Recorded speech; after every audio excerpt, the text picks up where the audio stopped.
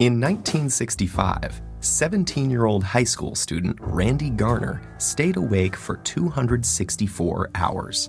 That's 11 days to see how he'd cope without sleep. On the second day, his eyes stopped focusing. Next, he lost the ability to identify objects by touch. By day 3, Garner was moody and uncoordinated. At the end of the experiment, he was struggling to concentrate, had trouble with short-term memory, became paranoid, and started hallucinating. Although Garner recovered without long-term psychological or physical damage, for others, losing shut-eye can result in hormonal imbalance, illness, and in extreme cases, death.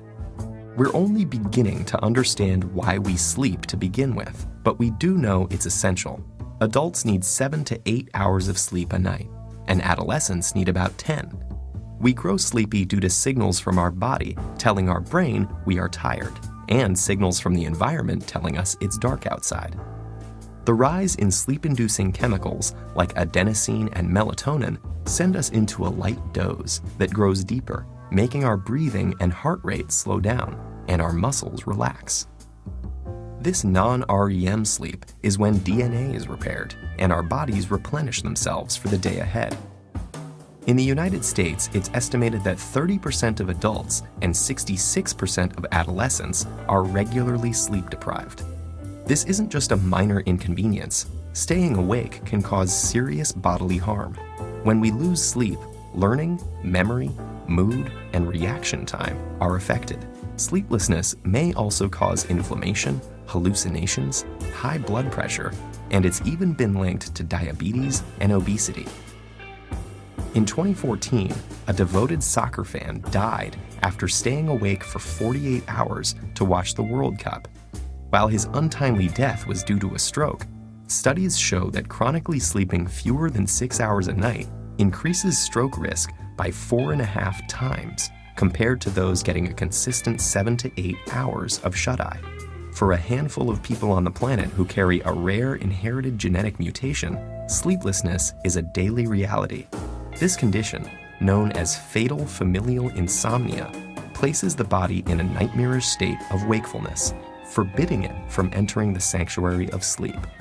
Within months or years, this progressively worsening condition leads to dementia and death.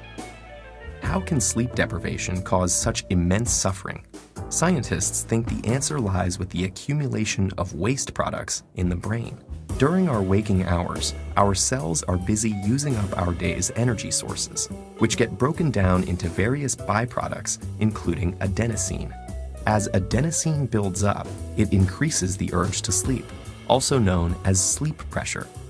In fact, caffeine works by blocking adenosine's receptor pathways. Other waste products also build up in the brain, and if they're not cleared away, they collectively overload the brain and are thought to lead to the many negative symptoms of sleep deprivation. So what's happening in our brain when we sleep to prevent this? Scientists found something called the glymphatic system, a cleanup mechanism that removes this buildup and is much more active when we're asleep. It works by using cerebrospinal fluid to flush away toxic byproducts that accumulate between cells. Lymphatic vessels, which serve as pathways for immune cells, have recently been discovered in the brain, and they may also play a role in clearing out the brain's daily waste products. While scientists continue exploring the restorative mechanisms behind sleep, we can be sure that slipping into slumber is a necessity if we want to maintain our health and our sanity.